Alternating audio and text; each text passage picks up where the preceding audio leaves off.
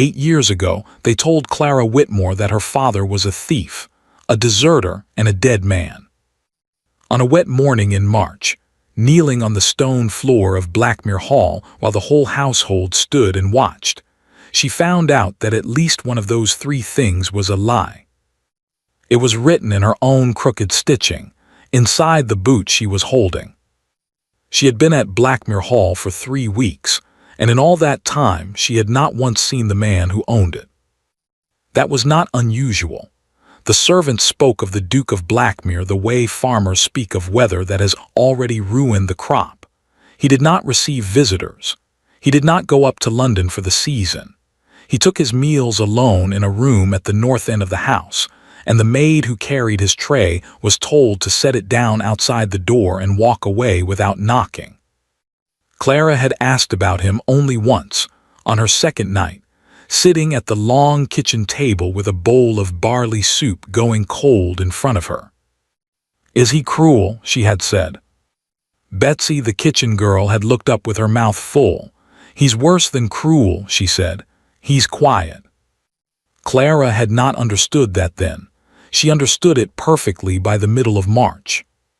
She had come to Blackmere with a letter of character that was not hers, and a name that was only half hers. Clara Sutton, the letter said. Sutton had been her mother's name before she married, and Clara had taken it the way a drowning woman takes hold of a floating plank, not because it was strong, but because it was the only thing within reach.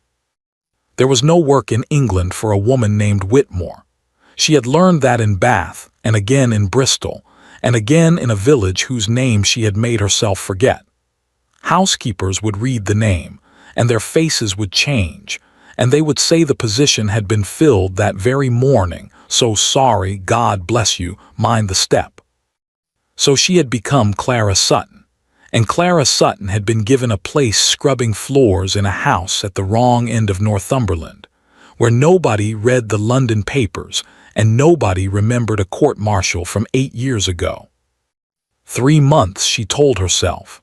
3 months of wages, and then she would go north to her aunt in Berwick, and she would never come back. She had it all worked out. It rained for 6 days without stopping, and on the 7th the mud came into the house. It came in on the boots of the grooms, and the shoes of the delivery boys, and the hem of every skirt that crossed the yard, and by that Thursday morning the flagstones of the East Corridor were the color of weak tea.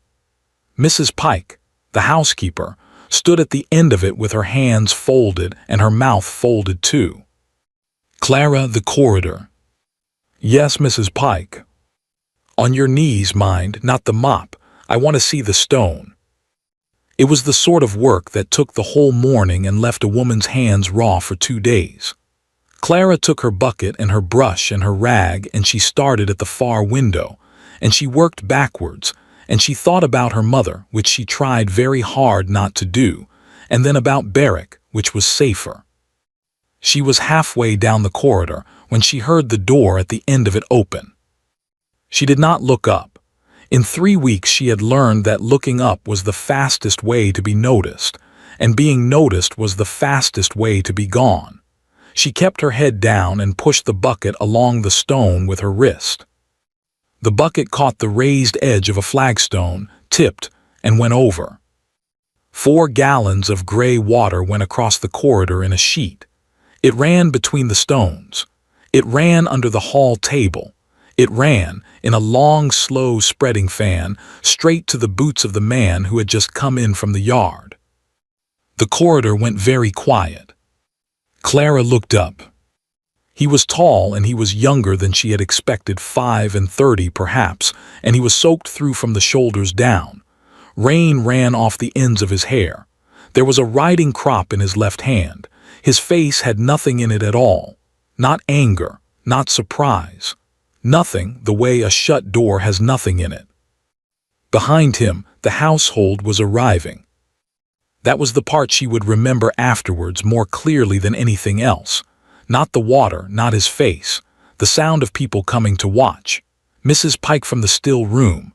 Betsy from the kitchen stairs with flour on her forearms. 2 footmen. The under-butler. a groom in the yard doorway with his hat in his hands. They came the way people always come, quickly and quietly and pretending to be on their way somewhere else. Clara got to her feet. Her apron was soaked to the knee. "Your Grace, I beg your pardon. I'll fetch a cloth. No." One word. He did not raise his voice for it. He did not need to.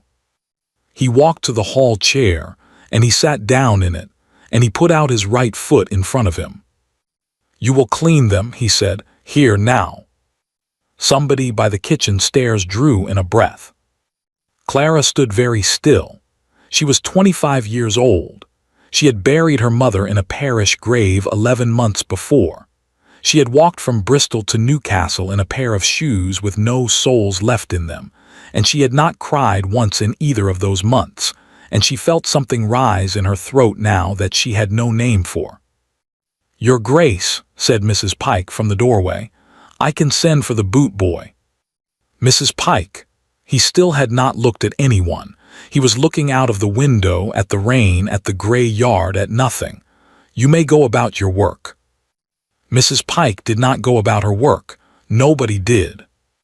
Clara knelt down. The stone was wet and cold, and it went through her skirt at once. She reached for her rag and found it floating, and wrung it out, and moved forward on her knees until she was close enough to reach him.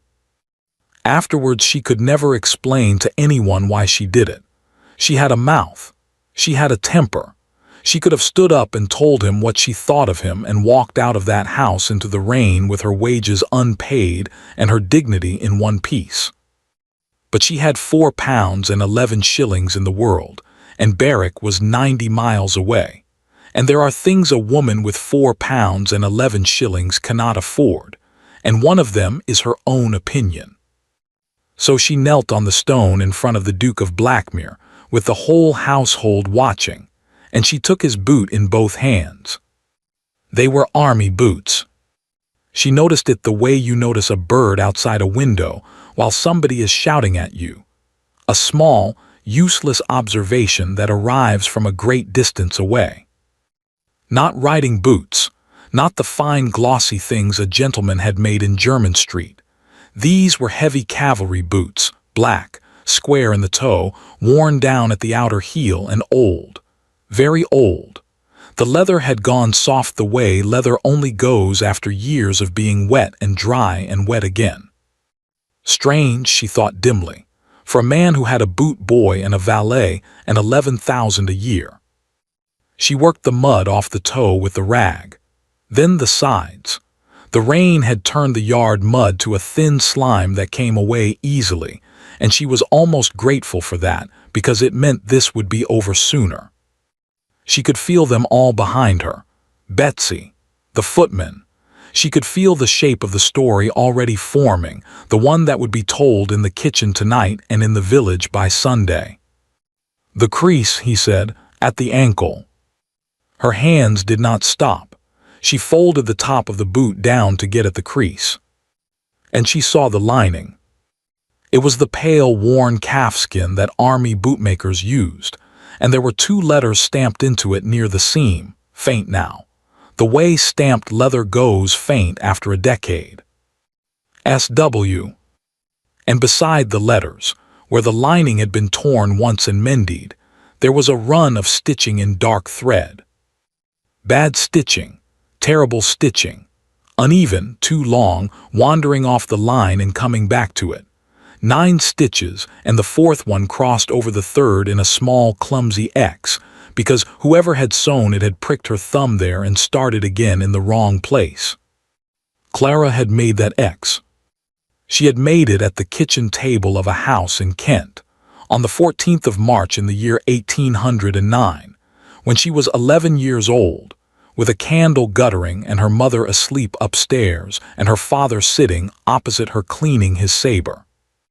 "The lining's gone at the ankle, Clara Bird. Mend it for me, and I'll wear it all the way through Spain and back. I'll do it badly, Papa. Then I'll know it's mine." The corridor did not change. The rain did not stop. Nobody said anything. Somewhere above them a door closed, and a servant's feet went along an upstairs passage, and the great clock in the hall went on with its business. Clara knelt on the wet stone with her father's boot in her two hands. She did not lift her head. She was aware, in some cold, clear part of her mind that seemed to be standing several feet away, that lifting her head would be a mistake, that if she looked up now into the face of the man who was wearing them, she would say something that could not be taken back, and she would be out of that house within the hour, and she would never know. Her father's boots. Her father, who had been broken in front of his regiment 8 years ago. Her father, who had been called a thief in a room full of officers, who had had his rank read off him, and his name struck out of the register. Her father, who had died, they had written to her mother to say so, of fever, in a prison hulk on the Thames in the November of that same year, and who had been buried without a stone because the Crown does not buy stones for men like him. She had never seen his grave. There was no grave. But his boots were here, cleaned, kept, in the house of a duke. Her thumb moved over the 9 stitches, and over the small, clumsy X, and something happened in her chest that she had no word for, and would not have a word for until much later. She wiped the crease. She folded the boot top back up. She set the right foot down gently on the stone and reached for the left one, and she cleaned that one too, and her hands were entirely steady, which surprised her more than anything else that day. When she had finished, she sat back on her heels and said to the floor, "It's done, Your Grace." He stood up. For one moment, one single moment, she thought he was going to look at her. She felt him hesitate above her, the way a man hesitates at the top of a staircase in the dark. Then he walked away down the corridor, and his boots left wet marks on the stone she had just cleaned, and the door at the end closed behind him. The household came apart.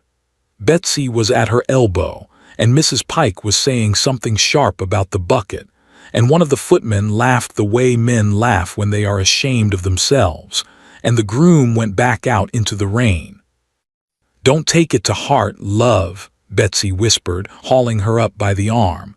"He's never right on the 14th, never has been. Whole house knows to keep clear of him on the 14th of March." Clara heard that. She filed it away somewhere without knowing why. "I'm all right," she said. "You're white as a sheet." "I'm all right, Betsy." She went up to the attic room she shared with nobody, because it was the worst room in the house, and she shut the door, and she stood in the middle of the floor with her wet skirt clinging to her shins. There was a piece of looking glass on the washstand, no bigger than a book, with a crack across one corner. She had been avoiding it for 3 weeks. She looked into it now. A thin woman looked back.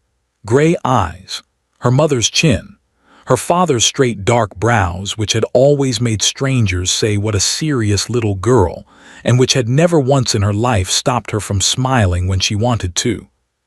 Clara put her hand flat on the washstand to steady herself, and she opened her mouth, and for the first time in 8 years she said it out loud. "My name is Clara Whitmore." The room did not answer. The rain went on down the window in long gray lines. "My name is Clara Whitmore," she said again, "and my father was not a thief." Downstairs, 3 floors below her, a bell rang for the servants' dinner, and the great house went on with its evening exactly as it had done for 200 years. She did not go to Berwick. She would not go to Berwick for a very long time. She had one question now, and only one. Why does a duke keep a disgraced man's boots in his dressing room, cleaned and oiled, for 8 years? By the end of the week, Clara would learn something that made the question very much worse. He never wore them. Not once in all the years the servants could remember. Not to ride, not to walk, not to shoot. They came out of the cupboard on one single day of the year, and they went back into it that same night. The 14th of March. And on the night she finally took them down to look inside them properly. The night her hand found something hard and flat sewn under the heel, the dressing room door opened behind her. He was standing in it, and he was perfectly sober, and he said, "Who taught you to hold a boot like that?" Any sensible woman would have left Blackmere Hall that same night. Clara Whitmore packed her box instead at 4 in the morning by the light of a candle end, and then sat on the edge of the bed and unpacked it again, one item at a time, until the gray light came up over the moor. She was not going anywhere, not until she had those boots in her hands again, alone with a knife. The house punished her for it first. That was how it worked below stairs, and Clara had been in service long enough to know it. A servant who has been humiliated in front of the household carries the smell of it around with her afterwards, and other servants keep their distance the way animals keep away from a sick one in the herd. Nobody was unkind. It was worse than that. The footman stopped talking when she came into the boot room. Betsy was warm as ever for 2 days and then found reasons to be busy. At dinner, the place beside her at the long table stayed empty and everybody sat a little further down. Mrs. Pike watched her the whole time. Clara felt it from the first morning, the housekeeper's eyes going over her while she laid a fire or carried linen, thoughtful and unhurried. The way a woman looks at a piece of furniture she is certain she has seen somewhere else. "You've a good hand with a boot," Mrs. Pike said once out of nothing, in the passage outside the still room. "My father was particular about his," Clara said. She heard the words leave her mouth and could have bitten her tongue out. Mrs. Pike said nothing at all to that.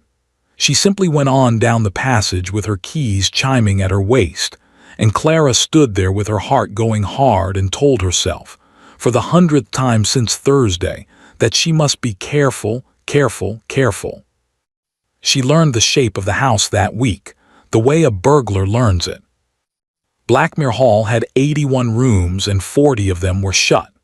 Holland covers over the furniture, shutters barred, dust an inch deep in the state bedrooms where 2 kings had slept. The Duke of Blackmere lived in 5 rooms at the North End, and the North End was a country that servants did not enter without being sent for. He had no valet. That was the first thing Clara found strange. A man with 11,000 a year and a house the size of a barracks, and he dressed himself, shaved himself, and turned back his own bed. There had been a valet once, Mr. Renwick, who had been with him in Spain, but Renwick had been sent away 6 or 7 years ago with a pension and a cottage in Olmwick, and no one had been engaged since. "Wouldn't have another one near him," said the under-butler, Mr. Hollies, who liked to talk if you kept his glass filled. "Nor a doctor, nor a chaplain, nor a wife, God help him. He isn't married. Was to be, twice." Hollies held up 2 fingers. First one's family broke it off after Spain. Second one broke it off herself, took one look at him in the fever and went home to her mother the same week. "The fever," Clara said carefully. Hollies's face closed a little. Even he had limits. "It takes him," he said. 3 days, 4 days, and then it goes off. Comes on every few weeks. Shaking, sick as a dog, can't bear the light." He shrugged. "Spain. Half the men who came back from Spain have something. He's got that." Clara thought about the men she had seen on the roads between Bristol and Newcastle. The ones with no legs, the ones with the wrong look in their eyes, and found that she did not want to feel sorry for the Duke of Blackmere, and was annoyed to find she did anyway. Then she thought about the corridor, and the water, and 40 people watching her kneel, and the feeling passed off very nicely. She got at the boots sideways, through the boot room, from a boy of 14 named Ned, who was so pleased to be asked a question by a grown woman that he told her everything he knew in under a minute. The cavalry boots were not his work. They were not anyone's work. They lived in the Duke's dressing room in a press with a lock on it, and no servant in that house was allowed to touch them. Not Ned, not Hollies, not Mrs. Pike. He does them himself, Ned said. Sits down and does them himself with his own brushes on the 14th. Every year I've been here, and I've been here 4. He wears them once a year. He wears them the once, all day. Then that night he does them up again, and they go back in the press for another 12-month. Ned looked over his shoulder and lowered his voice with obvious relish. Cook says they're a dead man's.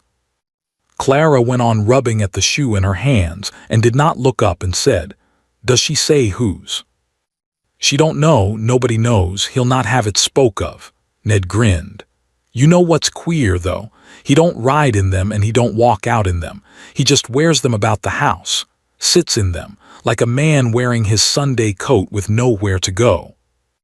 Once a year, Clara thought. And this year, the 14th of March, he had put on her father's boots and walked out into the rain and come back in, and made her kneel down on the stone and clean them in front of the household. She had been carrying the possibility around all week like a stone in her shoe. That it was chance, that the boots had been bought at auction, that a dead officer's kit gets sold off and scattered, and this meant nothing at all. It meant something. Whatever it was, it meant something, and he knew what it was, and he had chosen that day of all days to bring it out. She set down the shoe and found that her hands were not steady after all. Mrs. Pike sent for her on the Tuesday. "His Grace has left an instruction," the housekeeper said. She did not look up from her account book. "The cavalry boots in the north dressing room. You are to have the care of them from now on." The room went a little sideways. "Mrs. Pike, I don't understand." "There is nothing to understand. You cleaned them." He was satisfied. "You will clean them henceforward, and you will do it in that room and nowhere else, and you will touch nothing else in it." Now she did look up, and her eyes were flat and unreadable. "Once a fortnight, Tuesdays. You may go up when he rides out." Clara stood in the middle of the housekeeper's room with her hands folded in front of her apron, and understood 2 things at the same time. The first was that this was a punishment. It had to be. He had found a way to make her kneel to those boots forever, twice a month, quietly, with no audience, for as long as she stayed in his house. A cruelty so small and so patient that it took her breath away. The second was that she had just been handed the key to the only locked room in England she wanted to get into. "Yes, Mrs. Pike," she said. "Thank you, Mrs. Pike." She got out into the passage before her face changed. Lord Edmund Vane arrived on the Friday, with a bad wheel on his carriage and a laugh you could hear from the stable yard. Clara heard him before she saw him. The whole house heard him. He came into the hall shaking rain off his hat, calling out to Hollies by name, asking after Cook's rheumatism, asking after the undergardener's new baby, and the servants came up out of that house like water rising in a well. He was younger than his cousin by 2 years and looked 10 years lighter, fair where the Duke was dark, easy in his shoulders. He shook hands with the men. He remembered names. "That's the one they all want," Betsy whispered, hanging over the back stairs to watch. "That's Lord Edmund, cousin. He'd have the whole place if his Grace goes without a son, and don't we all pray for it?" "Betsy." Well, Betsy was unrepentant. "You've met the other one." Clara met Lord Edmund herself 2 days later, on the turn of the back stairs, where she had no business being seen, and he had no business being at all. She flattened herself against the wall and looked at the floor as she had been trained to. He stopped. "You're the new one," he said. "Sutton, isn't it?" "Yes, my lord." "They've told me what happened in the corridor." Clara's face went hot. She kept her eyes down. "It's nothing, my lord." "It is not nothing." He said it quietly, and there was something so decent in his voice that her throat ached. "My cousin was not always like this. I want you to know that somebody in this house is sorry it happened. If you find the place unbearable, come to me and I will write you a character that will get you a position anywhere in the county. Will you remember that?" She looked up before she could stop herself. He had a kind face. That was the whole of it. A perfectly kind face and gray eyes with lines at the corners from smiling, and he was looking at her the way a person looks at another person and not at a housemaid on a staircase. "Thank you, my lord," Clara said. "Edmund," he said, and grinned, and went on down the stairs whistling, and she stood there for a moment feeling more like a human being than she had in 11 months. She would remember that grin for a long time afterwards. She would remember it in a courtroom, in fact, and it would take everything she had not to be sick. The fever came on him 9 days later. Clara saw it. She was crossing the picture gallery at 10 at night with a basket of mending she should have finished at 6, and he was there at the far end, and he did not hear her. The Duke of Blackmere had one hand flat on the wall and the other around his own ribs, and he was shaking so hard that the candle in the sconce beside him was jumping. His face was wet. He got 2 steps along the wall and stopped and put his forehead against the plaster and stood there, breathing like a man who has been running. He did not make a sound. That was the thing that stayed with her. A man in that state, alone in the dark, and he was being quiet about it out of habit so that nobody would come. Clara stood in the doorway with her basket in her arms. "Go and help him," said something in her. "He made you kneel," said something else. She was still standing there when Mrs. Pike came from the other direction with a brown bottle in her hand and a spoon, and got his arm over her shoulders and took him away. Clara went back to the attic and did not sleep. 3 days, Hollis had said. 3 days, 4 days, and then it goes off. 3 days was long enough. On the 3rd night she went up to the north end of the house with a candle and a small paring knife from the kitchen in her apron pocket. The dressing room was cold and smelled of leather and cedar and, faintly, of laudanum. She had been in it twice by daylight and had not dared do more than dust. Now she set the candle on the press and looked around her properly for the first time. It was a bare little room for a duke. A shaving stand. A camp bed against the wall made up, actually slept in. He did not use the great bed next door at all. A locked writing box. A regimental sash folded on a shelf, and beside it a plain wooden case that she did not open. And the boots. Clara knelt down. She noticed that, with a kind of grim humor, that she had gone down on her knees to them again all on her own, and took the left one into her lap and turned it over. The sole was worn smooth at the ball of the foot. The heel was stacked leather, black with polish, chipped at one edge. She pressed her thumb along the inside of the heel. There was something under it. Not a nail. Not a shim, something flat and hard and slightly yielding, sewn or wedged up under the lining where the heel met the shank, so that a man could stand on it every day of his life and never know it was there. Something the size and thickness of a folded piece of paper. Clara's breath went out of her. She got the paring knife out of her pocket. Her hands had stopped shaking entirely, the way they had in the corridor, and she thought, distantly, "So that is what I am then. That is what I am underneath." She set the blade against the stitching. Behind her the door opened. She turned round on her knees with the boot in her hands and the knife in her fist, and the candlelight swinging up the wall. The Duke of Blackmere was standing in the doorway.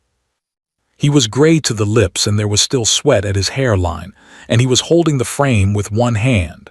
But his eyes were clear, perfectly, entirely clear.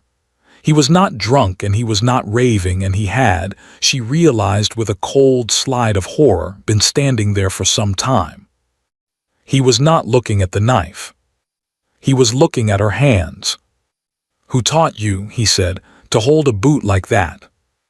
He would not let her leave the room. He would ask her one question, and then another, and then he would sit down on the camp bed like a man whose legs had gone from under him, and tell her what the 14th of March was. 8 years ago on that day, 5 officers had sat in judgment on a 6th. 4 of them had voted to break him, and the 5th, the youngest of them, the one who owed the accused man his life, had voted with the 4. Clara would ask for the name of the man they broke, and the Duke of Blackmere would tell her, and she would learn that he had known it every hour of every day since, and that he had made her kneel on the stone in front of 40 people to clean the boots of the man he had destroyed. She would get as far as the corridor before her legs gave way. And that was where Mrs. Pike would find her, and shut the door behind them both and say, "His Grace has asked me to find out who you really are. He needn't have troubled. I knew your mother, Miss Whitmore. There are questions a servant can answer and questions a servant cannot, and Clara Whitmore had been asked one of the second kind. She knelt on the floor of the dressing room with a knife in her hand and a dead man's boot in her lap, and she had perhaps 4 seconds to decide how much of her life she was willing to hand to the Duke of Blackmere. "My father, your Grace," she said. It was out before she had chosen it. That was the trouble with the truth. It had been sitting behind her teeth for 8 years, and the moment somebody left a door open, it walked straight through. He came into the room. He did it slowly, one hand still on the frame, and he did not come near her. He crossed to the camp bed and sat down on the edge of it with the care of a man who is not certain the floor will hold, and he put his elbows on his knees. "Your father," he repeated. "Yes." "He was a soldier." "Yes, your Grace." "Cavalry." Clara said nothing. The candle burned. Somewhere out over the moor a curlew was going on in the dark. "You may put the knife down," the Duke said. She looked at it. She had entirely forgotten she was holding it. She set it on the boards beside her knee, and the small sound it made was the loudest thing in the room. "A housemaid," he said, "in my dressing room in the middle of the night, cutting open my boots." "Yes, your Grace." "You are aware that I could send for the constable?" "Yes, your Grace." "You do not seem frightened." "I am, your Grace," Clara said. "I have simply run out of room for it." And for the first time since she had come to that house, the Duke of Blackmere looked at her. Properly, full in the face. He had not looked at her in the corridor, not once, not when she knelt and not when she rose, and she had gone over that in her mind 50 times since and decided it was contempt. It was not contempt. She saw that now and could not have said what it was instead. He was 34 years old, and he had the eyes of a much older man, and he was studying her the way a man studies the sky when he has been told there is weather coming and cannot yet see it. "What did you expect to find?" he said. "I don't know."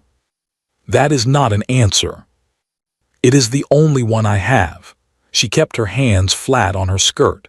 "I only knew there was something under the heel." Something went across his face, a flinch quickly put away. "There is nothing under the heel," he said. "There is a patch of leather and a double row of stitching.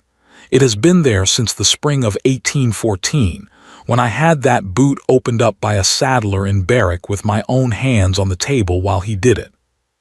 Clara stared at him. "You cut them open." "I cut the left one open, to the shank. I took out the lining and I turned it inside out and I held the pieces up to a window." He said it flatly, like a man reciting the details of an old illness. "There was nothing in it. I had it built back. What you felt tonight was the saddler's work, and it has broken the heart of the only other person who ever went looking." "Who was that?" "Me," said the Duke of Blackmere. "Every year for 8 years on the 14th of March. Afterwards Clara understood that she had come into the room at the exact hour when he had nothing left to hold the door shut with. 3rd night of the fever. No sleep, no food, no strength, and 8 years of a thing pressing on the inside of his chest, and then a woman on her knees on his floor who held a boot the way a soldier's daughter holds one. He talked. She had not asked him to. He simply began in a low, even voice, looking at the wall. "Do you know what day it was, when I made you kneel in the corridor." "The 14th of March," Clara said. "The house knows to keep out of your way. The house is wiser than it looks." He rubbed his eyes with the heel of his hand. 8 years ago on that day, in a requisitioned convent outside Ciudad Rodrigo, 5 officers sat in judgment on a 6th. I was the youngest of the 5. I was 26 and I had a duke's coronet waiting for me at home, and I had been given a seat on that court because of my name and for no other reason on God's earth. Clara did not move. "There was money missing from the paymaster's chest," he said. £640, in the middle of a winter when the men had not been paid in 11 weeks. Somebody had taken the keys from the quartermaster's store on the night of the 11th. There was one officer who could not account for where he had been that night. And he was the one who took it. "No," said the Duke, "he was not." The candle guttered and stood up again. He had been a good officer for 19 years. He had brought 40 men out of a burning village at Fuentes and gone back in for the rest. There was not a man in that regiment who would have believed it of him, and every man in that regiment gave evidence that he had left his quarters at 9 o'clock on the night of the 11th and had not come back until 3 in the morning. Where had he been? He would not say. Clara's hands had gone cold on her skirt. "They asked him," the Duke said. "The president of the court asked him 4 times. His own friend stood up and begged him to answer. He stood there in front of all of us with his hands behind his back, and he said, 'I cannot account for it, sir. Not I will not. I cannot.' And he never said another word in his own defense, not that day and not afterwards." "Why?" "I have asked myself that question every day for 8 years, and I do not know." He looked down at his own hands. "So we voted. 4 of them voted to break him, and the 5th—" He stopped. "The 5th," Clara said. "The 5th was a boy of 26 who had been taught that an officer votes on the evidence and not on his affection, and who was afraid. That is the part I have never been able to lie about, even to myself. Who was afraid of standing up alone in front of 4 senior men and being thought a fool." He said it without any softness at all, the way a man reads out a charge against himself. So he voted with them, and they took the man's rank off him in front of the regiment and read him out, and struck his name from the roll, and he was sent home to England in irons on a transport with the sick. The room was very quiet. "Your Grace," Clara said, and her voice came out steady, which she thought afterwards was the greatest thing she ever did in her life. "What was his name?" The Duke of Blackmere lifted his head. "Samuel Whitmore," he said. "Captain Samuel Whitmore of the 14th Light Dragoons. Those are his boots you are holding." She had known. Of course she had known. She had known since the corridor, since her thumb had gone over 9 crooked stitches and a small clumsy cross. But knowing a thing and hearing it said out loud in a man's voice are 2 different injuries, and the second one is worse. The extraordinary part was that nothing showed. She sat on her heels on the floorboards with her father's boot across her lap, and her face did what it had learned to do in 11 months of interviews with housekeepers who had read the name in the papers. Nothing, it did nothing at all. "Why do you keep them?" she asked. "Because a fortnight before that court sat, that man went into the river at Barba del Puco after me and pulled me out by the collar." He said it evenly. "I went off a bank in the dark with a horse on top of me. He got me to the shingle and he beat the water out of me and he swore at me for a fool for 20 minutes, and afterwards he lent me his spare boots, because mine had gone down the river with the horse, and he said I was to give them back when I could walk properly in them." "And you never gave them back." "He was in irons before I could." The Duke's mouth moved, not quite a smile. "So I have kept them, and once a year I put them on and I wear them for a day so that I do not become a man who is used to it. That is all it is. It is not penance. Penance is for people who expect to be forgiven." "And what happened to him?" Clara said. "Captain Whitmore." There was a pause. It was a short pause, half a breath, no more. But she was listening for everything in that room by then, and she heard it, and she would remember it later in a place where remembering it mattered a great deal. "He died," said the Duke of Blackmere, "before I could find anything." And he looked away, at the shuttered window, at nothing, and did not say another word about it. She got as far as the door. Then she stopped, because there was one more thing she had to have, and she was never going to be in this room with this man in this state again as long as she lived. "Your Grace, may I ask you something not fit for a servant to ask? You have been asking them for a quarter of an hour. Did you believe he was innocent? Not now, then, in the room when you put your hand up." He was silent so long she thought he would not answer. "Yes," he said. Clara closed her eyes. "Then may God forgive you," she said, "because I don't know how anybody else could." She heard him say quite quietly, "No, nor do I." And she went out and shut the door. She got 12 paces down the corridor. That was where it caught her, not grief. Exactly. Something with more teeth in it. The stone came up and she went down on one knee and then the other, in the dark, in the north passage of a house 80 miles from anyone who knew her, with both hands pressed over her mouth so that no sound would get out.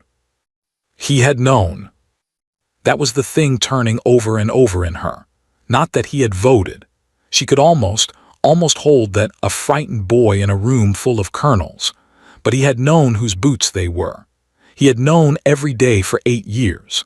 And on the 14th of March, with her father's boots on his feet and her father's name in his mouth, he had sat down in a chair and made her kneel on the flagstones and clean them in front of 40 people. He had used her father's boots to humiliate a woman, and he had done it on the anniversary, and he had not once looked at her face while she did it. She did not know yet that the last part was the only part that mattered. She was still there, folded over on the cold stone, when the candle came round the corner. Mrs. Pike stood over her without a word. Then she set the candle down on the floor and put a hand under Clara's arm and got her up and along the passage and through a door into the housekeeper's own sitting room and shut it and turned the key. "Sit," she said. Clara sat. Mrs. Pike went to the press and poured something out of a bottle into a cup and put it into her hands, and stood over her while she drank it, and only then did she take the chair opposite and fold her hands in her lap. "His Grace has asked me to find out who you really are," she said. "He asked me a fortnight ago, the morning after the corridor. He needn't have troubled himself." Clara's hands closed round the cup. "Mrs. Pike, I was in service in Kent for 19 years, girl, and I knew your mother when she was Margaret Sutton and had a plait down to her waist." The housekeeper's face had not changed at all, but her voice had. "I knew her the day she married a lieutenant of dragoons, and I stood at the back of the church. And I have been watching you carry a bucket about this house for a month with her chin on you and her way of going up a stair, and I have said nothing to a living soul." Clara could not speak. "So we will have it plain between us," said Mrs. Pike. "You are Samuel Whitmore's daughter, and you have come into this house under a false name and a stolen character, and tonight you were caught in the Duke's own dressing room with a knife." "Yes," Clara said.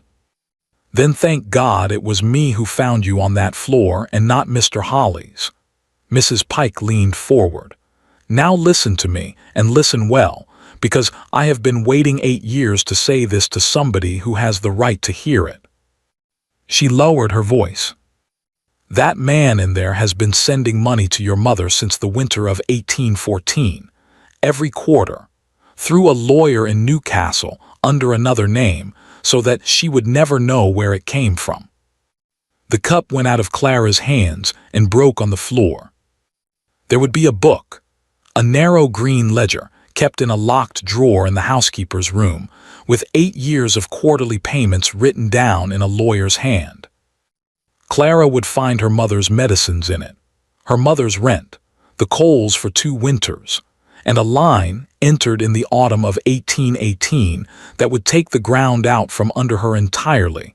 3 years of schooling for a girl of 15, paid in advance at an establishment in Bath. Everything she was, everything she had been able to become, bought and paid for by the man whose hand had gone up in that convent room. And while she was sitting in the housekeeper's room with that ledger open on her knees, somebody else was going quietly up the north stairs. She would come down to the kitchen an hour later to find the great fire built up high, and a man sitting in front of it with one of her father's boots between his knees and a knife in the heel, cutting. And when he turned round to see who had come in, he would be smiling. It would be Lord Edmund. There are 2 ways to destroy a woman. You can take everything from her and let her hate the man who did it. Or you can wait 8 years and then show her a little green book and let her find out that the man she has spent those 8 years hating is the reason she can read at all. The ledger was narrow and bound in green cloth, and it came out of a locked drawer in the housekeeper's writing table. Mrs. Pike put it into Clara's hands and then went and stood by the window with her back turned, which was the kindest thing anybody had done for Clara Whitmore in a very long while. The entries were in a clerk's copperplate, quarter by quarter, going back to the winter of 1814. Michaelmas 1814. To Mrs. M.W. Sutton Row, Dipford, £22 Christmas 1814. To Mrs. M.W. £22 Coals 3 tons delivered, Lady Day 1815. To Mrs. M.W. £22 Apothecary's account settled, 4 £8 is 6d. Page after page after page. Clara turned them with the ends of her fingers, the way you touch something that might still be hot. She remembered Deptford. She remembered a room with a damp corner and her mother sitting up mending shirts for a shop until 2 in the morning, and she remembered the winter she was 17 when the coals had simply arrived, a whole cartload of them, and the carter had said it was paid for and gone off before her mother could get down the stairs. Her mother had stood in the doorway with her hands over her face and said, "It is the regiment, Clara. They have not forgotten him after all." It had not been the regiment. The regiment had not sent so much as a Christmas card. Michaelmas 1817. Physician's attendance Mrs. M.W. 6 visits, 3 £3 Christmas 1817. Attendance and medicines, £5 She read on because she could not stop, and near the end of the book she found the entry that took the floor out from under her. Michaelmas 1818. To Mrs. Fell's establishment for young gentlewomen, Bath. 3 years' board and instruction for Miss C.W., paid in advance, £96. Clara sat with the book open on her knees and could not get any air. 3 years in Bath. 3 years of French verbs and copperplate and a globe on a stand. 3 years in a clean bed with a coal fire. 3 years that had turned a soldier's ruined daughter into a woman who could write a fair hand and speak properly and stand in a housekeeper's room and be believed. Everything she had, everything that had kept her off the streets after her mother died, everything that had let her walk into Blackmere Hall with a stolen character and carry it off.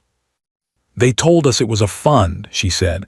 Her voice sounded like somebody else's. "A charity for the orphans of officers." "There is no such fund," said Mrs. Pike, still facing the window. "There never was. There was a lawyer in Newcastle called Ryland and a set of instructions, and a duke who has never once in 8 years let his own name be written in that book." Something came up in Clara then that she had no way to hold. It was not gratitude. She wanted the listener in her own head to understand that, and there was no one to explain it to. Gratitude would have been simple. This was a foul, cold, spinning thing, because every single kindness in that ledger had been bought with her father. Her school fees were her father's rank. Her clean bed was his name. The coals that had kept her mother alive through the winter of 1815 had been paid for by the man who put his hand up in that room. "He bought us," she said. Mrs. Pike turned round. "Yes," she said. "That is one way of putting it, and I'll not argue with you tonight.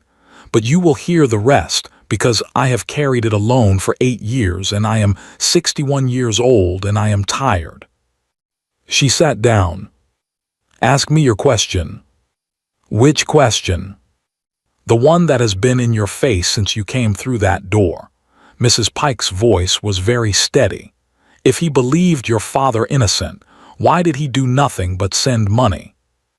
"Yes," Clara said, "that is my question."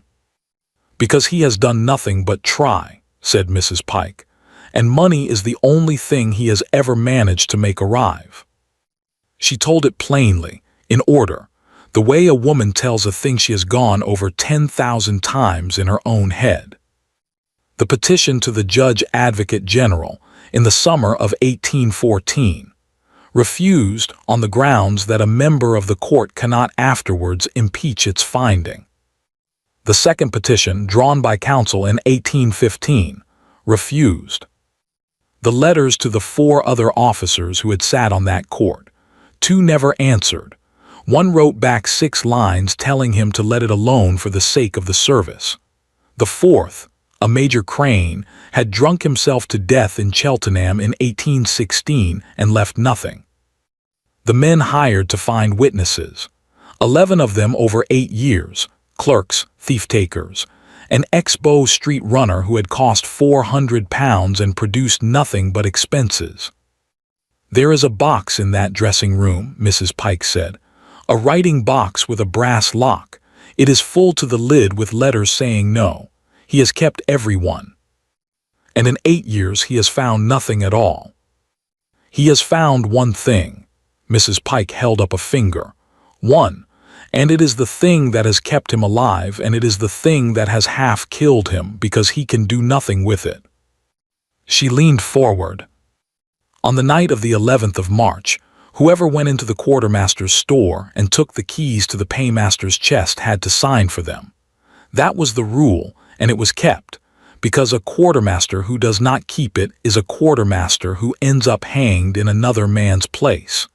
There was a store book, and every man who drew keys wrote his name and the hour. And the book was lost." "The book was produced at the court-martial," said Mrs. Pike, "and one leaf had been cut out of it. Cut, girl, not torn, taken out clean with a knife, close to the stitching, so that unless you counted the sewing you would never know it had been there at all." Clara sat very still. The court was told it was an old book, badly kept. Nobody troubled themselves. They had a captain who would not say where he had been, and that was enough for 4 men out of 5. Mrs. Pike's mouth was a thin line. His Grace only found out about the cut leaf 2 years afterwards from a corporal who had been in that store, and he has been hunting that scrap of paper ever since, because whatever name is on it is not your father's. Clara got up. She could not sit any longer.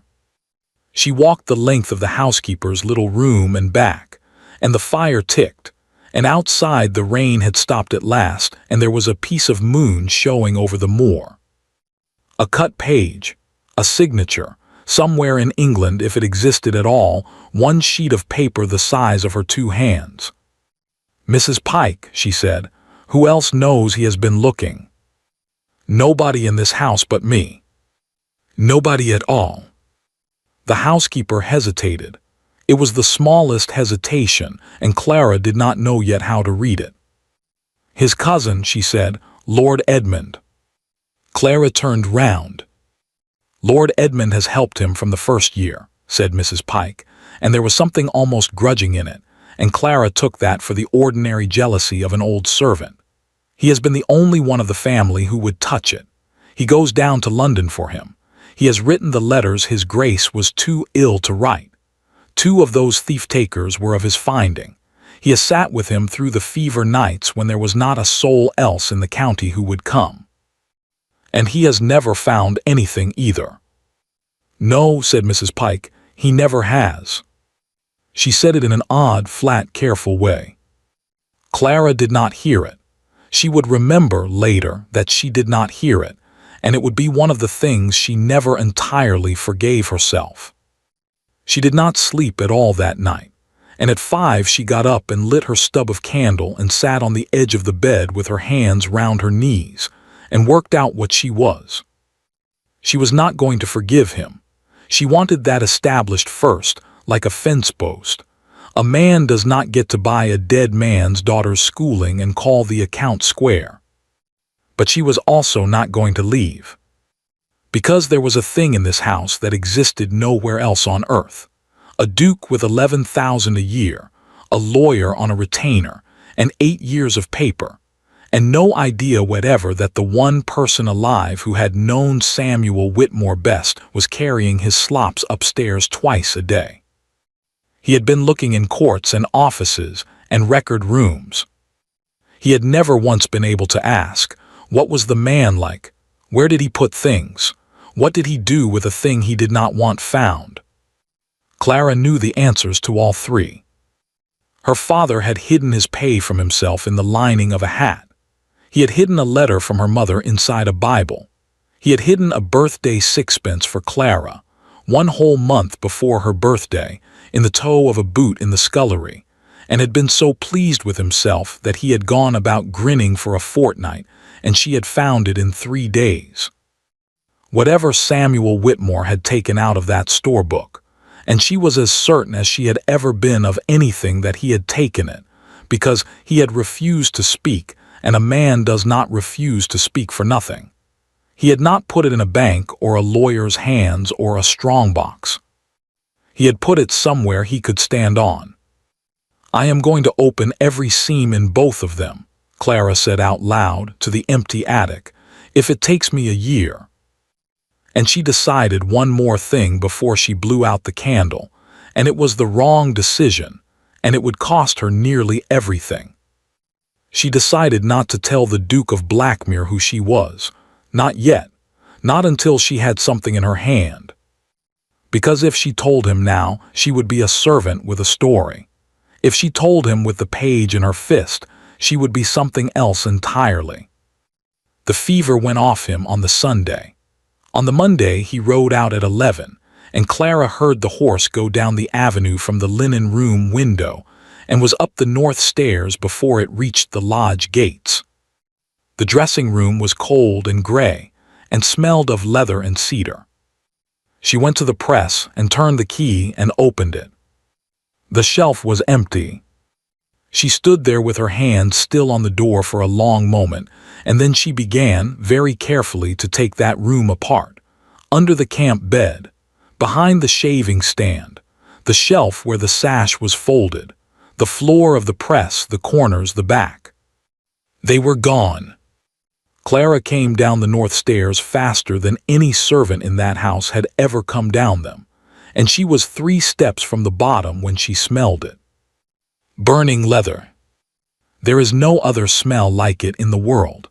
It got into her throat and stopped her where she stood. She came round through the passage into the great kitchen, and the room was empty of every living soul. No cook, no Betsy, no scullery girl at 4 in the afternoon, which had never once happened in the 6 weeks she had lived in that house, and the fire had been built up in the range until it roared. A man was sitting on the stool in front of it with his coat off, and his sleeves turned back. He had one of her father's boots gripped upside down between his knees. He had a short blade in his right hand, and he had the heel already opened up, and he was working the point of it round inside the stacked leather with the absolute concentration of a man who has done it before and knows exactly what he is looking for. The other boot was lying on its side by the fire, close enough that the toe was beginning to darken. Clara made a sound. He turned round. Lord Edmund Vane looked at her over his shoulder, with the firelight coming up the side of his face, and a curl of black leather hanging off the knife in his hand. And he smiled at her, warm and easy, exactly as he had smiled on the back stairs. "Ah," he said, "Sutton, come in and shut the door, there's a good girl." His explanation would be perfect. That was the terrible part. He would tell her, in that pleasant, unhurried voice, that his cousin had asked him to do it, that the Duke was too ill and too proud to take a knife to those boots a second time, that they had agreed on it weeks ago, that she must say nothing to anyone because His Grace could not bear the thing being talked of. Every word of it would fit. Every word of it would be believed by every servant in that house. And Clara Whitmore would stand there and nod and say, "Yes, my lord," and go out into the passage and be sick into a bucket. Because she had seen one thing before he turned round, and one thing only, and it would not leave her. He had not looked at the boot he was cutting, not once. He had been feeling for it, running the blade round the inside of that heel with his eyes half shut, the way a man searches a place he has already searched before. By the end of that week, she would know two more things. That the Duke of Blackmere's fever was not a fever, and that its symptoms, every single one of them in order, were the same symptoms her mother had died of, in the 6 months after she wrote to the War Office asking for her husband's case to be heard again. A good lie is not the one you cannot disprove. A good lie is the one you do not think to question, because the man telling it has already been kind to you. Lord Edmund Vane had been kind to Clara Whitmore on a staircase, and he was about to spend 4 minutes lying to her, and she believed almost all of it. Almost. He did not get up. He turned the boot over in his hands and looked at the ruin of the heel and made a rueful face, as though he had broken a teacup. "You're wondering whether to scream," he said pleasantly. "No, my lord." "You're wondering what you've walked into." He set the knife down on the hearth. "It's simpler than it looks, and I'm afraid it's a good deal sadder. Sit down. No, sit down, girl, my neck won't take it." She sat on the edge of the settle. "My cousin," Lord Edmund said, "has spent 8 years trying to clear a dead man's name, and it is eating him from the inside out. You'll have heard some of it. Everyone in this house has heard some of it." "A little, my lord." "There is a piece of paper that would do it, 1 page. He believes it may have been hidden in these." He tapped the boot. "He had them opened up once years ago in Berwick, found nothing, and every winter since, when the fever's on him and he can't sleep, he lies in that room and tells himself the saddler was careless." He looked up at her with tired, honest eyes. "He can't do it himself. He hasn't the nerve for it anymore. You may think what you like of him, but I'd ask you to remember that a man who cuts open the last thing he has of somebody has to live with what he finds, or worse, with what he doesn't. So he asks me, and I come up from London and I do it, and I put them back, and I tell him, 'No, Julian, there is nothing there,' and he sleeps for a night or 2. He asked you to do it, my lord." "He asked me 4 years ago, and I've done it 3 times since." Edmund smiled, and it was a warm and slightly ashamed smile. "You are looking at a man who has spent an afternoon dismantling his cousin's grief. I'd take it very kindly if you didn't speak of it below stairs. He would not forgive me, and he would not forgive you." "No, my lord." "Good girl." He picked up the knife again. "Fetch me the other one off the hearth before it scorches, would you?" Clara fetched it. Her hands were perfectly steady. She had learned that about herself now. She stood there for the 2 minutes it took him to finish, and she watched him work, and she said, "Yes, my lord," in the right places. And when he was done, she carried the ruined boot and the sound one back up the north stairs and put them in the press with a cloth folded under them. Then she went into the linen room and shut the door and was quietly, thoroughly sick into a bucket.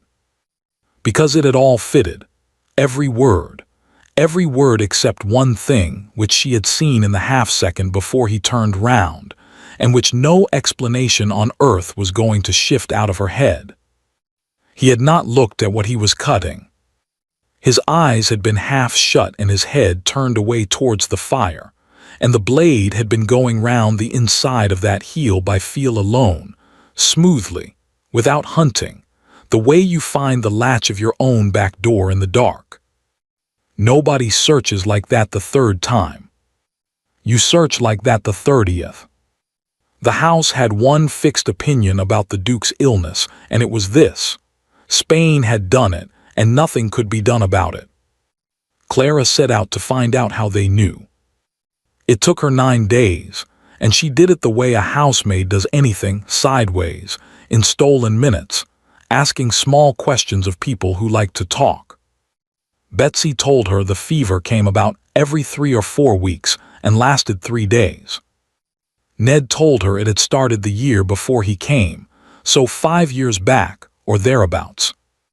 Cook told her that his Grace could keep nothing down when it was on him, and that his throat burned so that he could not take even broth, and that he could not abide a candle in the room. Mr. Hollies, over his 3rd glass, told her that the physician in Newcastle had given it up years since, and that the only thing that touched it at all was a preparation his Grace had off a Harley Street man. Comes down in a case, 4 bottles at a time, said Hollies. Lord Edmund fetches it himself whenever he comes north. Won't trust it to the carrier. Won't trust it to anybody. He's that particular about his cousin. Clara went on darning the stocking in her lap and said, "That's very good of him." "Good," said Hollies. "That man's a saint, and I'll say it in any company."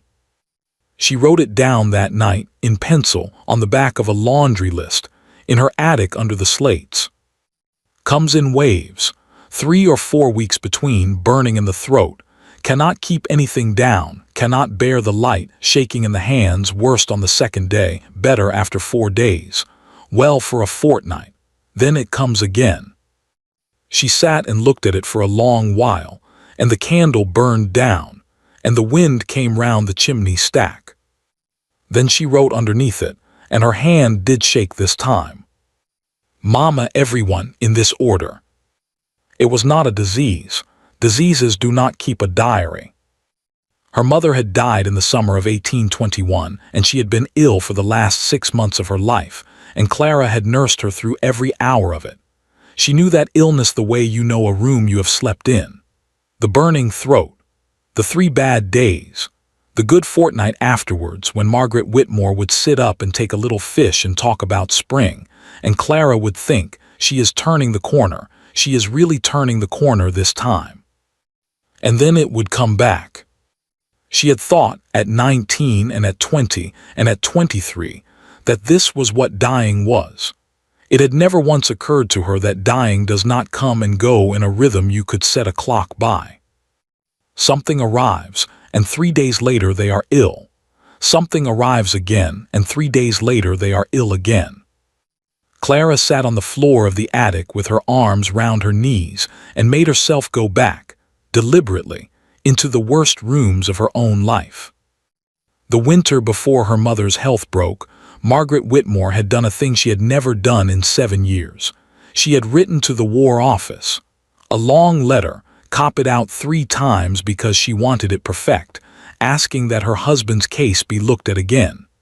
Clara had carried it to the post herself. Nothing had come of it. Nothing ever came of anything. But in the spring after that letter, a gentleman had begun to call. He came from the family's solicitors, he said. He came twice, perhaps 3 times. He was pleasant to Clara, who was home from Bath and frightened and grateful for any grown person who was kind.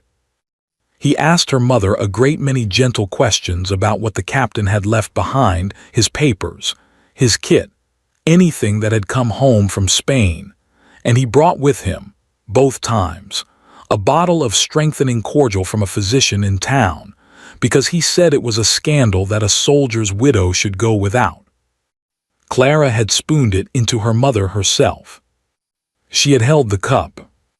She sat in the attic at Blackmere Hall with her fist pressed against her mouth and tried, with everything she had, to see that man's face across 4 years, and she could not do it. She had been 23½ out of her mind with fear, and he had been a shape in a good coat by a window. but she remembered that he had been fair. And she remembered that he had had a very kind way of speaking. She could not go to the Duke. She had made that decision in the dark and she was still keeping to it, and it was still wrong, and there was a second reason now on top of the first. If she was mistaken about this, she would be a servant who had accused the heir of Blackmere of murder, and she would be in a madhouse by Michaelmas. She needed one true thing, something outside her own head. So she went to Mrs. Pike, and she asked the only question she had left. "Is there anybody in this house who was in Spain?" Mrs. Pike put down her pen. "Tom Rook," she said. "Head keeper, cottage at the end of the Beach Avenue. He was 15 years a soldier and he does not talk about it, and if you go up there, you will go on a Sunday when the gentlemen are at church, and you will not be seen going." Tom Rook was 60 and built like a gatepost, and he did not ask her to sit down. He stood in the doorway of his cottage with a dog leaning on his leg and looked at her, and Clara found that all the careful sentences she had made up on the walk had gone out of her head. "Mr. Rook," she said, "were you in the 14th Light Dragoons?" "Lie. My name is not Sutton, it is Whitmore.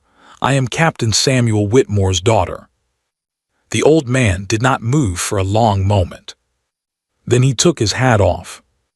He stood in his own doorway with his hat in his two hands, in front of a housemaid in a wet cloak, and he said, "Then you'd best come in out of the rain, miss." He told her things she had never known. That her father had gone back into the smoke at Fuentes for a farrier nobody else would have crossed the road for. That the men called him Sixpence, because he could never keep money in his pocket for a week. That the day they read him out of the regiment, 4 men who had been ordered to stand at attention had been crying so hard they could not see the parade ground, and Rook had been one of them, and he had been broken back to private for what he said afterwards to a captain of the staff. Clara sat with her tea going cold and let it all go through her. Then she asked about the store book. "I," said Rook slowly. "There was a leaf out of it everybody knew, nobody said." "Who kept it? Who wrote the names in?" "Clerk to the quartermaster. Little chap. Finch." Rook scratched his jaw. "Ophthalmia took his eyes at Badajoz and they turned him off with nothing the way they do. He's living yet." Clara set her cup down very carefully. "Where?" "Kirkwilpington, 9 mile over the moor." Rook looked at her, and there was something moving behind that flat old face. "His sister's cottage, back of the smithy. He's blind as a stone and sharp as a tack, and he's had nobody ask him a question about Spain in 11 year." "Mr. Rook," Clara said, "can you get a cart?" Mr. Finch was small and neat and entirely blind, and he sat with his hands on his knees and his face turned slightly away, the way blind men do, and he listened to her for 4 minutes without interrupting once. When she had finished, he said, "Say your name again." "Clara Whitmore." "Whitmore," he said, "Sixpence Whitmore." And he made a small sound and put his hand over his mouth, and his sister came in from the scullery and went out again without a word. Then he told her. "There was a leaf cut out of my book," he said, "and I know it was cut, and I know the day, and I know the hour because I cut it myself." Clara said, "You." "No, listen." Finch held up a thin hand. "I did not cut it. I held the book. Your father cut it. The 13th of March, the night before they sat, and I let him do it, and I have not told a living soul in 8 years, and there is not a night I have not lain awake with it." The fire spat. Rook stood by the door with his hat in his hands. "He come to my store at 11 at night," Finch said. "He'd not been arrested yet, they took him at 6 the next morning. He asked me for the key book. I give it him because he was Captain Whitmore and I'd have given him my right arm.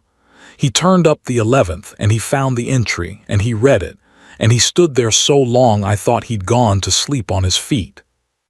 "What did he say?"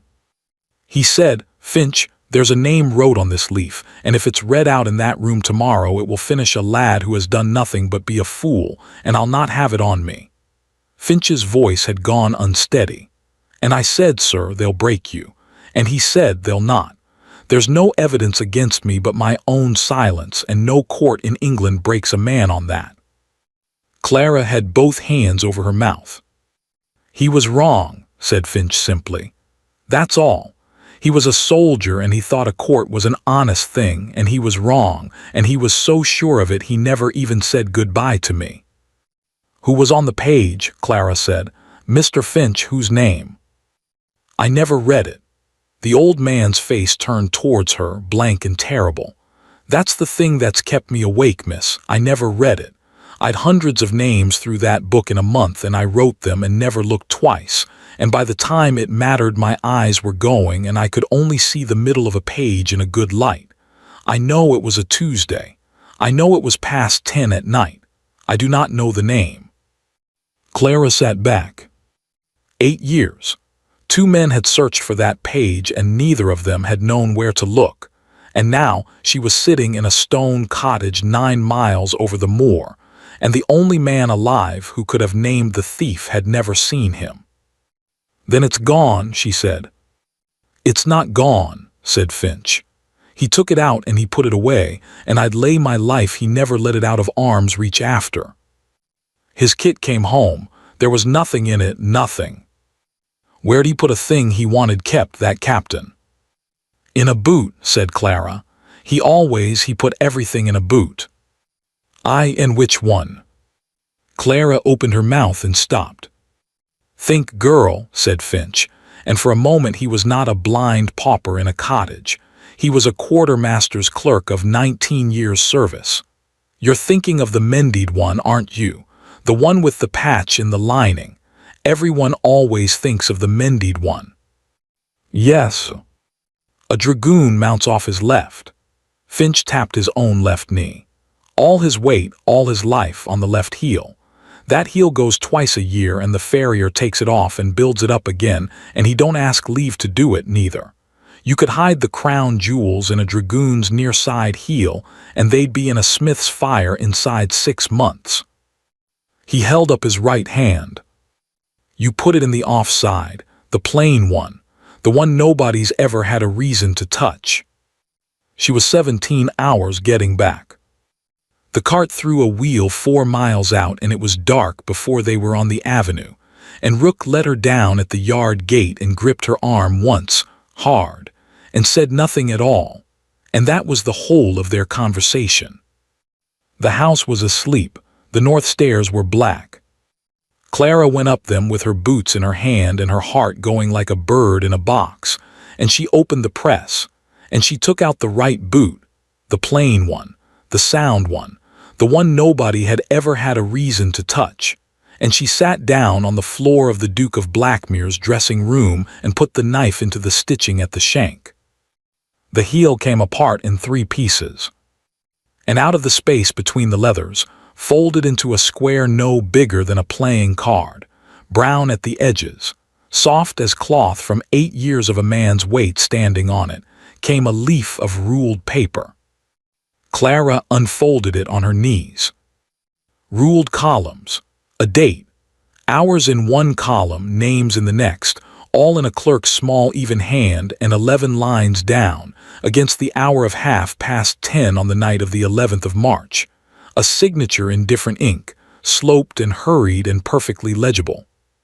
She read it. She read it again.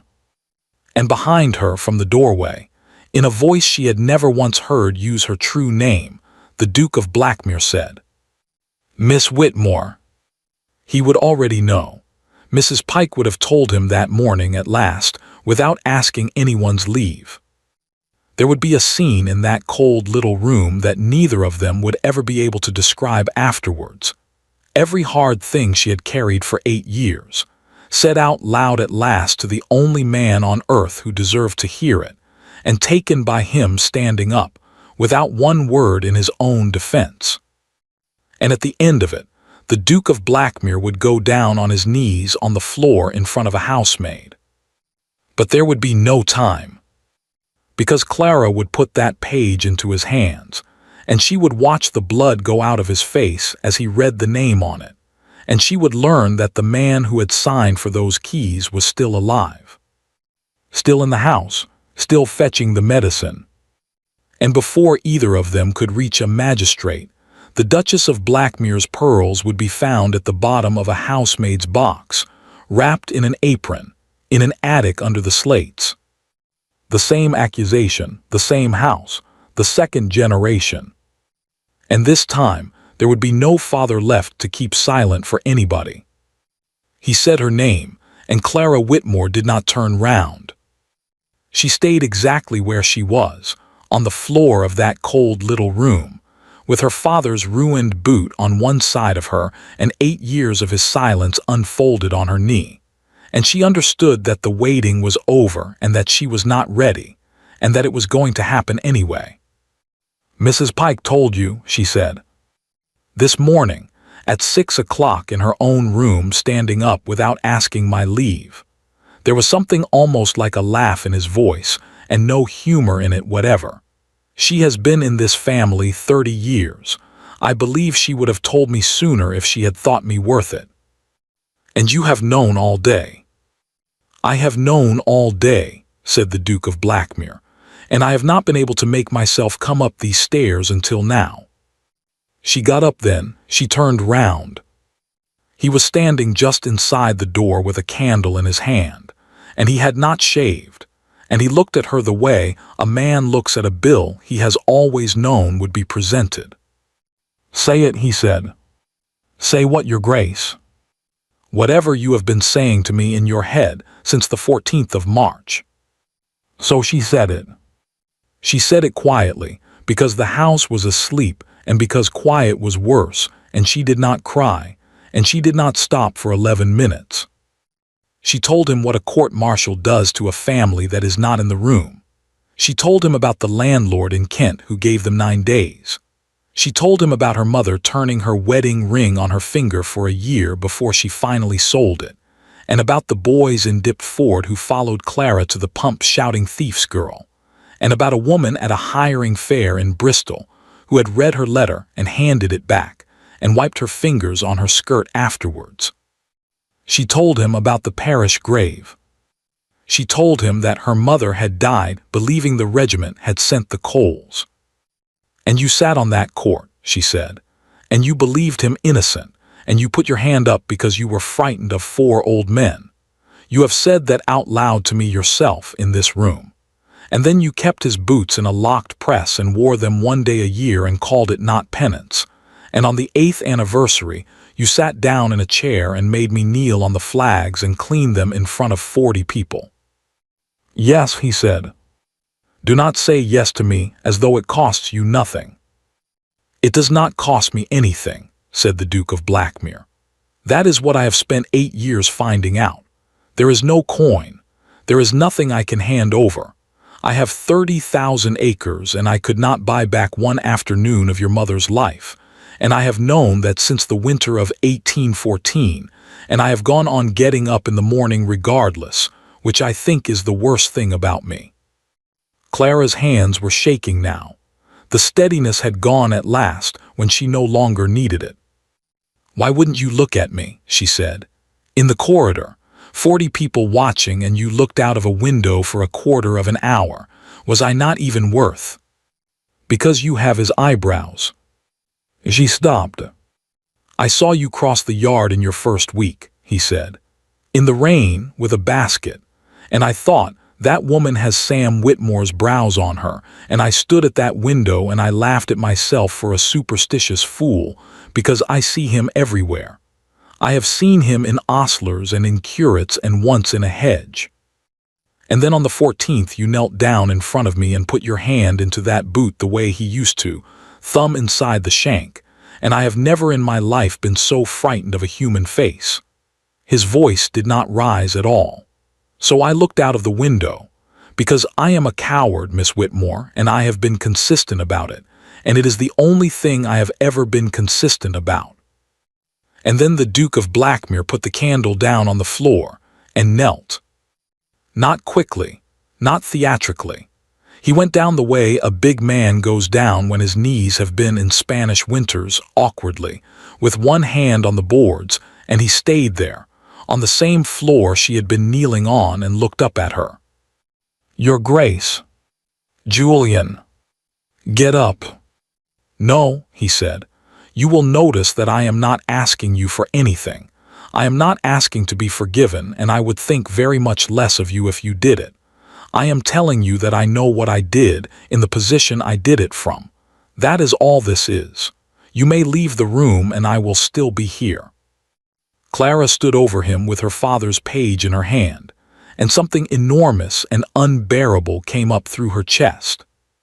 Because the terrible thing, the thing she would think about for the rest of her life, was that she did not want him on the floor. She wanted him standing up and fighting somebody. "Get up," she said again, and her voice broke on it, and she put her hand out and he took it, and she pulled him to his feet. His hand was hot. She noticed that and thought nothing of it, and it would matter very much within the hour. "Now read this," she said, "because it is a great deal worse than either of us thought."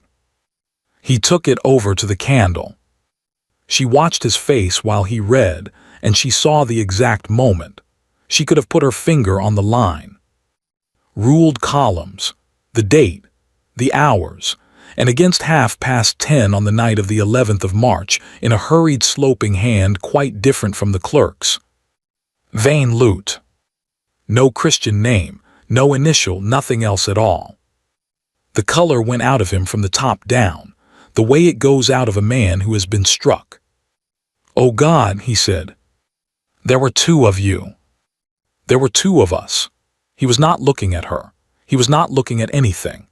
Julian Vane and Edmund Vane, cousins, one brigade, and the pair of us known to every man in that army as the Vane Boys, and Edmund a lieutenant on the commissary staff with his hands in the money chest 6 days a week, and me, with 400 pounds of card debts and a reputation for being a fool, which I had earned. He put his hand over his mouth. "He read that," he said.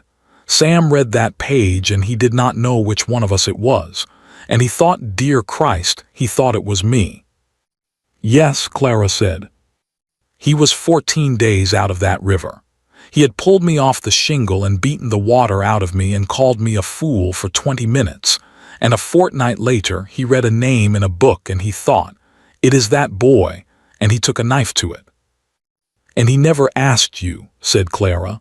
"That is what I cannot. He never once asked you." He never had to ask me. It was the first time she had heard him raise his voice, and it came out of him like something tearing. "On the night of the 11th of March, I was flat on my back in the surgeon's quarters at the convent with my collarbone strapped to my chest and my right arm bound to my side. I could not have signed my own name. I could not have carried a chair, let alone 640 pounds. There were 2 orderlies and a surgeon and a chaplain in that room, and any one of the 4 would have said so in 10 seconds. He turned round. "Nobody ever asked me, Clara. Nobody suspected me. I was not accused, I was not questioned, I was given a seat on the court." His face was terrible. He went to the wall for a question that nobody on God's earth was ever going to put to me. If he had said one word, if he had said, "Vane, where were you on Tuesday night?" it would have been over before it began, and he knew that, and he did not do it, because he had decided in about 4 minutes in a store tent that a stupid boy's life was worth more than his own. The candle guttered. "And I sat in that room," said the Duke of Blackmere, "and I put my hand up." It was Clara who put it together, because she had had 9 days with a laundry list and a pencil, and he had had 4 minutes. "Julian," she said, "listen to me. When did the fever begin?" 5 years ago, 6. "What happened 5 years ago?" He frowned at her, still half in Spain. "Nothing happened. I was in London. I engaged the second set of lawyers. I had the petition redrawn. He stopped. I told Edmund I would not let it alone. I told him I would go on until I was dead or it was done." "And the medicine comes from London," Clara said, "and he carries it north himself in a case, 4 bottles at a time, and will not trust it to the carrier." The room was very quiet. "My mother," she said, "was ill for 6 months and she died of it, and it came in waves of 3 days with a good fortnight between, and her throat burned and she could not bear a candle. And in the spring before it started, a fair-haired gentleman from the family's solicitors called on her twice and asked her a great many kind questions about what my father had left behind, and brought her a strengthening cordial from a physician in town, and I held the cup, Julian. I held the cup. I fed it to her with a spoon." He sat down on the edge of the camp bed. "He has been helping me search for 8 years, he said, in a voice with nothing in it at all. "Every man I hired he approved. Every letter I could not write he wrote. He has sat by that bed and held my head over a basin." "Because he had to know what you found," said Clara, "before you found it." They made their plan at 2 in the morning, and it was a good plan, and it lasted about 19 hours. Ride at first light to Sir Charles Denning at Ellerton, the nearest magistrate and the only man in the county Julian trusted. Take the page. Take Rook. Send the cart for Finch. Say nothing to any living soul inside the house until it was done. "And you will not drink anything he gives you," Clara said. "Not a drop. Not wine, not water, not the tonic. Do you understand me?" "He came up from London on Thursday," said Julian slowly. Clara went cold. "With 4 bottles. With 4 bottles. And I have taken it every night since, because Pike stands over me while I do it, because I asked her to." He was already, she realized, holding the bedpost. He was down by 4 in the morning, and by noon it was the worst it had ever been. Clara did not leave that room, and nobody made her. Mrs. Pike came in at 6 with the brown bottle, and Clara took it out of her hands and poured it into the slop pail in front of her, and the 2 women looked at each other over it, and Mrs. Pike said, "How long have you known?" And Clara said, "Since Sunday." And Mrs. Pike sat down suddenly in a chair as though her legs had been cut out from under her. They gave him barley water and honey and nothing else. By evening the shaking had eased a little. He was not conscious enough to be told so.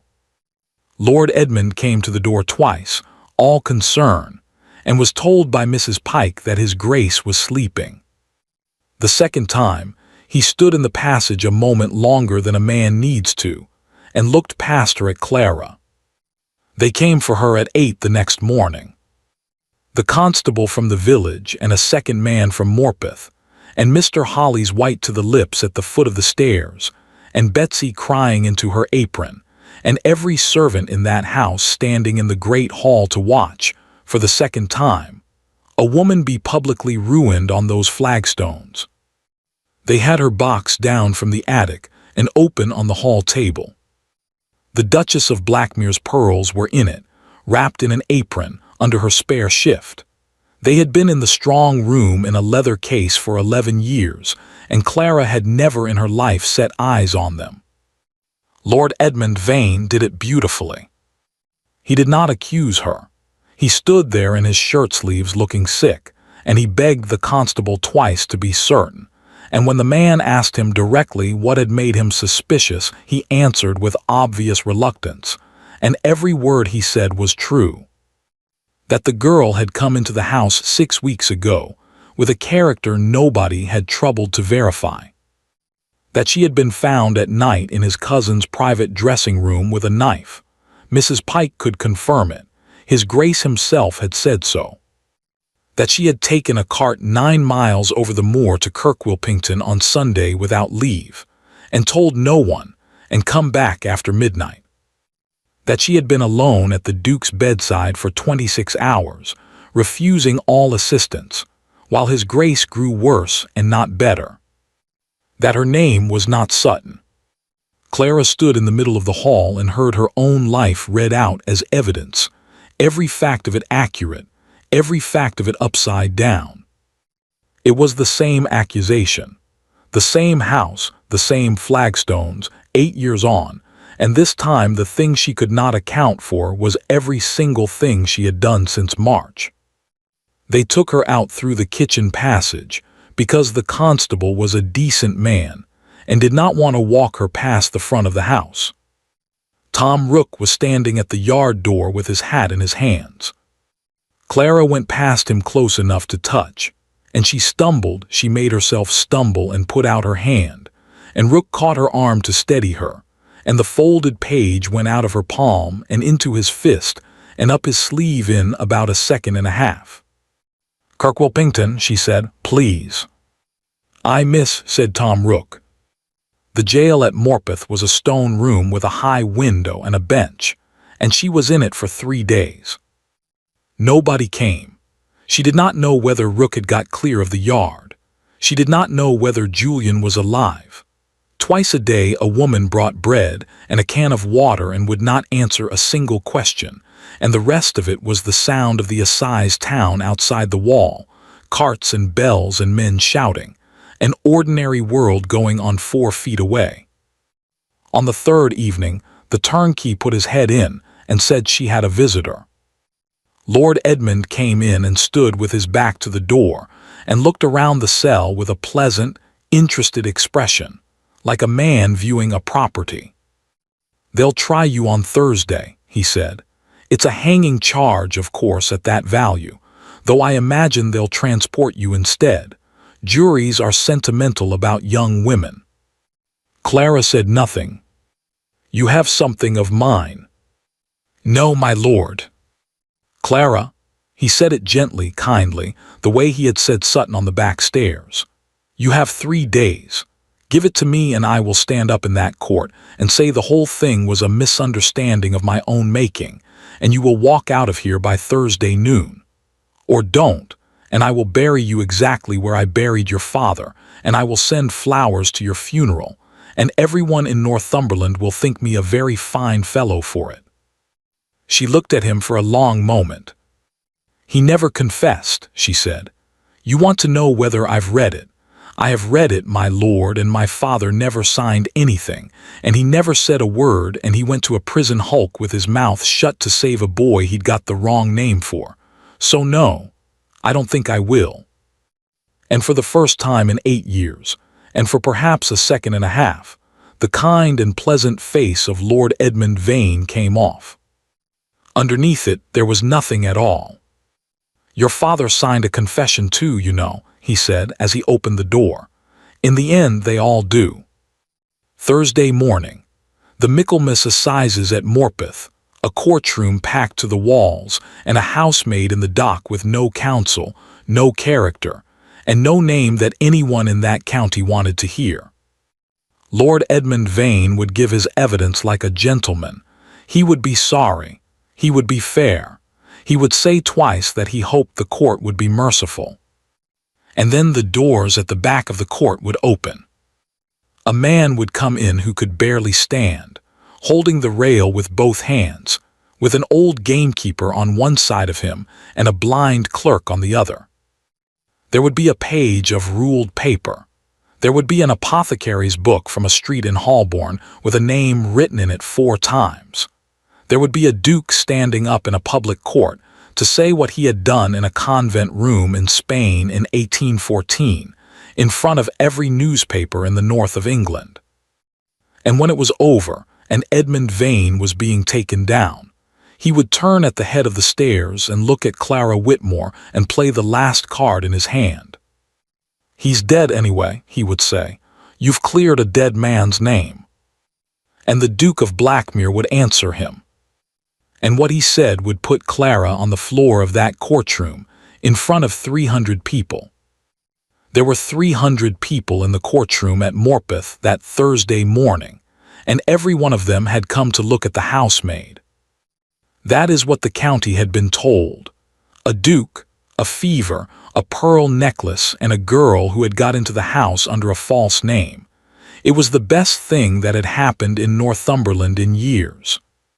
Clara Whitmore stood in the dock in a gray stuff gown with her hair pinned up plain, and she looked back at them and she thought, my father stood like this, in a room like this, with people looking at him like this. And he said nothing, and it killed him. I am not going to do that. She had no counsel. The court appointed nobody in those days, and she had £4 and 11 shillings in a box that was now evidence. And so she stood alone at the rail while Mr. Sedgwick, for the prosecution, laid out the case against her in 22 minutes. It was not a bad case. It was, in fact, an extremely good one. A woman had entered the service of the Duke of Blackmere under the name of Clara Sutton, with a character purporting to come from a household in Somerset that could not be traced. She was in truth the daughter of a cashiered officer, a convicted felon, dead these 8 years in the hulks. She had been discovered at night in his Grace's private apartments with a knife. She had left the estate without leave and traveled 9 miles to an address she had explained to nobody. She had made herself sole nurse to a sick and helpless man for 26 hours, refusing all assistance, during which time his condition had greatly worsened. And the Duchess of Blackmere's pearls, valued at £1,100, had been found in her box under her linen, wrapped in her own apron. "Members of the jury," said Mr. Sedgwick, "you will hear a great deal about what this young woman intended. I invite you to attend instead to what she did." Somebody in the gallery said, loud enough to carry bad blood. Mr. Justice Leland did not look up from his notes. Lord Edmund Vane gave his evidence at 10:30, and he was magnificent. He came to the box in dark clothes with his hat in his hand, and he was gentle and reluctant and scrupulously fair. And twice he corrected Mr. Sedgwick when a question went further than the facts would bear. Yes, he had noticed the girl behaving strangely. No, he would not go so far as to call it furtive. He would say troubled. Yes, the strong-room key had been in his keeping for 3 days that week, since his cousin was too ill to hold his own keys, and he had reproached himself bitterly for it every hour since. He had left the strong room unlocked twice. He was certain of it, and a great deal of this lay at his own door. He said that last part looking straight at the jury, and Clara watched 4 of them soften towards him at once. "Lord Edmund," said Mr. Sedgwick, "you knew that the prisoner had been discovered at night in your cousin's dressing-room with a knife." "I did." "And you did not dismiss her?" Edmund looked down at his hands for a moment. "No," he said quietly. "My cousin has been unwell for many years, and he has become attached, I think is the word, to the idea that this girl's father was wronged. I did not wish to distress him. I persuaded myself it was harmless." He looked up. "I would ask the court to remember that she is very young, and that a great deal of what she has done can be explained by a daughter's feeling. I hope the jury will be merciful. I say that as the man whose family she has robbed." The gallery liked that very much. Clara stood at the rail and dug her nails into her palms and made herself keep her face still, and she thought, with a clarity that frightened her, "He is going to do it. He is actually going to do it, and everyone in this room is going to help him." And then at the back of the courtroom, the doors opened. It was the sound that turned the room first, doors and boots on stone and a stick. A murmur started at the back and came forward like wind through barley, and people stood up in the gallery to see, and the usher shouted for silence and was ignored. The Duke of Blackmere came up the center of that courtroom on his own feet, and it took him a long time. He had lost 2 stone since March. His face was the color of tallow, and there was sweat at his hairline, and he was holding the ends of the benches as he went, one after another, hand over hand, the way a man goes along a ship's rail in weather. On his left was an old gamekeeper in a good coat that did not fit him, holding a leather satchel against his chest with both arms. On his right, with a hand on the gamekeeper's sleeve and his blind face turned up towards the noise, came a small neat man of 60-odd in a borrowed black coat. Behind them came Sir Charles Denning, magistrate for the county, and 2 clerks with a box between them. "My lord," said the Duke of Blackmere, and his voice was thin and it carried into every corner of that room, "I have evidence in this matter, and I ask leave to be sworn." Clara looked at Edmund Vane. He had not moved at all. He was still standing in the witness box with his hat in his hand, and he was watching his cousin come up the aisle, and his face was doing nothing whatever, and that, she understood, was the thing that had always been underneath. Not cruelty, not malice. Nothing, a man like a room with the furniture taken out. Julian Vane, 6th Duke of Blackmere, took the oath at 11 o'clock in the morning on the 16th of May, 1822, and the first thing he did with it was destroy himself. "Before I give any evidence in this case," he said, "the court must know what I am. On the 14th of March, 1814, I sat as the junior member of a general court-martial at Ciudad Rodrigo upon Captain Samuel Whitmore of the 14th Light Dragoons. I believed him innocent. I had reason to believe him innocent. I voted with the others to convict, because I was 26 years old and I had not the courage to stand up alone." The room went so quiet that Clara could hear a horse in the street outside. "That is not a confession made under any pressure," he said. "There is no proceeding that can touch me for it. I say it because, in a moment, I am going to ask 12 men to believe me, and they are entitled to know first that I am the sort of man who has done that." Mr. Justice Leland put down his pen. "Your Grace," he said, "you had better go on." It came out in pieces over 3 hours, and Clara stood at the rail through all of it with her hands on the wood. First the page. Tom Rook carried it up and it was handed to the judge and then to the foreman, and the 12 of them passed it along the row, a leaf of ruled paper, brown at the edges, soft as cloth. The hours in one column, the names in the next, and against 10:30 on the night of the 11th of March, in a hurried sloping hand. "Vane Lute." "There were 2 Lieutenants Vane in that brigade," said the Duke, "my cousin and myself."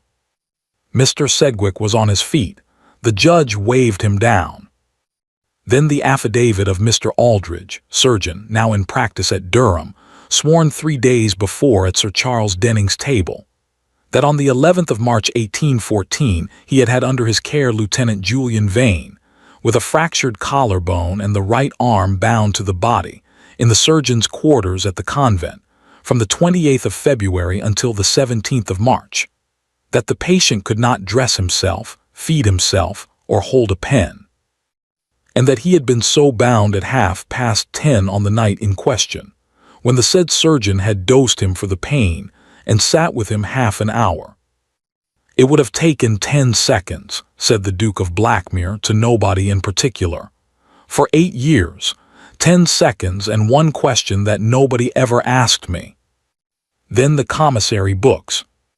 4 of them, brought up from London by Sir Charles Denning's clerk on the mail.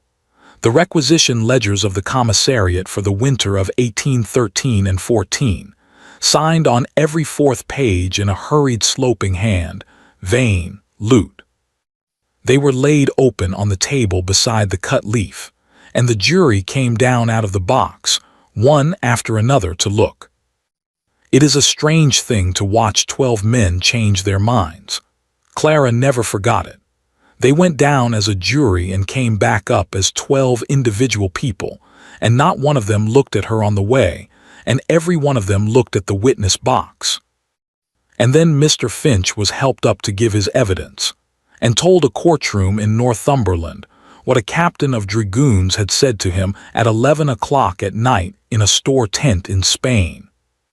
There's a name wrote on this leaf, and if it's read out in that room tomorrow, it will finish a lad who has done nothing but be a fool, and I'll not have it on me." "And did you know which lad he meant?" said the judge. "No, my lord." "Did he?" The blind man turned his face towards the sound of the voice. "No, my lord," said Mr. Finch. "I don't believe he did. I believe he thought it was the one he'd pulled out of the river, and I believe he'd have done the same either way because he was that sort of a fool himself, begging your lordship's pardon." Somebody in the gallery began to cry. The rest of it took 40 minutes and was, in a way, the smallest part. The daybook of Mr. Sowerby, chemist, of High Holborn. 4 entries over 5 years, and against each of them, an address in Half Moon Street and the name of Lord Edmund Vane. 2 sealed bottles from a case of 4, carried north from London on the 9th of May, examined on Tuesday by 2 physicians at Newcastle, who were prepared to swear to what was in them, and had come to Morpeth to do it.